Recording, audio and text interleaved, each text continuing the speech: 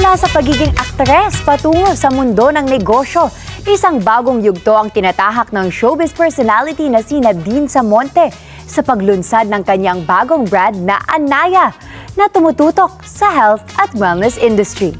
Narito ang aking report. Ipinakilala ng aktres na si Nadine Samonte ang kanyang bagong business venture na Anaya, katuwang ng Love Crizel Manufacturing. Isa itong brand na nakatuon sa food supplements at wellness drinks sa ginanap na opisyal na brand launching event kamakailan. Sa naturang okasyon, personal na ibinahagi ni Nadine ang kanyang inspirasyon sa likod ng Anaya.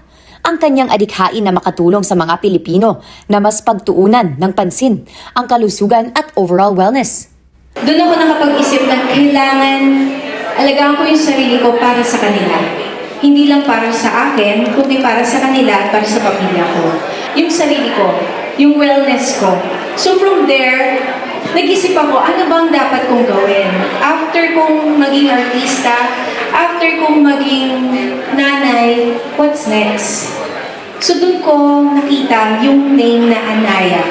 Naisip ko na, I want something na may share ko sa mga tao na you really have to take care of your health, no matter what. Mag-single ka, may pamilya ka, you have to take care of your health. Ayon sa aktres, nagsimula ang kanyang journey sa simpleng negosyo at ngayon ay unti-unti na itong lumalawak bilang isang full brand na kanyang pinangungunahan bilang CEO. Hindi naman ako nag-stop ng trabaho. Diba? I do some things also. Nag-live ako sa ibang products. Meron akong postings galing sa mga brands, mga clients na nag-contact sa akin, direct sa akin, I do my postings also. Siyempre, hindi naman sa isang ganito lang you're gonna stop. So you have to have also itong mga trabahong to support also your business.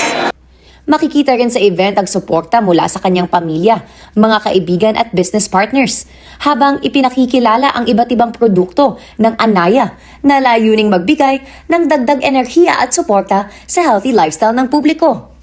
Ang Anaya ay itinuturing na bagong hakbang ni Nadine sa mundo ng entrepreneurship, kasabay ng kanyang patuloy na paglabas sa showbiz at iba pang proyekto.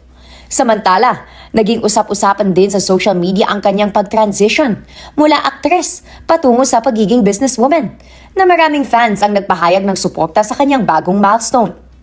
Ang brand launch ay nagmarka ng panibagong yugto sa career ni Nadine Samonte bilang isang artist at negosyante.